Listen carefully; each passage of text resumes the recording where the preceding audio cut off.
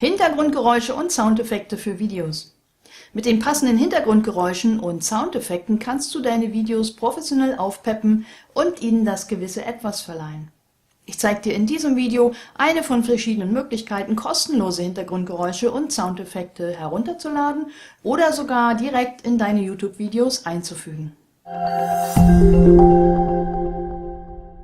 Eine ziemlich große Datenbank kostenloser Geräusche bekommst du direkt in deinem YouTube-Kanal.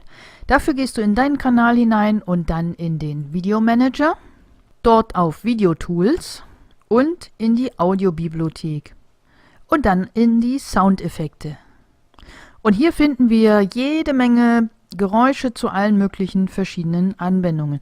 Hier gibt es immer ein Schlagwort dazu. Wenn du zum Beispiel Tiergeräusche suchst, dann klick einfach auf Tiere und dann siehst du hier verschiedene Geräusche von Tieren. Das einzige Problem, was sich hier möglicherweise stellt, ist, dass jetzt das alles hier in Englisch angeboten wird, aber das ist natürlich ganz einfach. Wenn dir Englisch nicht so vertraut ist, dann ist dir wahrscheinlich aber der Google-Übersetzer vertraut. Und wenn nicht, das funktioniert so. Geh einfach zu Google und gib dort Google-Übersetzer ein. Und dann kannst du direkt hier den englischen Text eingeben. Wenn du hier etwas wissen willst, was das bedeuten soll, kopieren, einfügen, ein Tiergeräusch, ein Tiergrummeln. Das funktioniert natürlich auch umgedreht. Wenn du einen bestimmten Begriff suchst und den auf Englisch eingeben musst, dann wechselst du hier einfach die Seiten und kannst hier zum Beispiel einfach mal eingeben, Auto.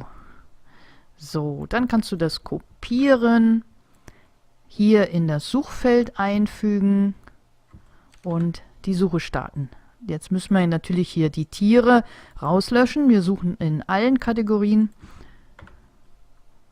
Und da finden wir jetzt alles, was irgendwie mit dem Begriff Auto verschlagwortet ist.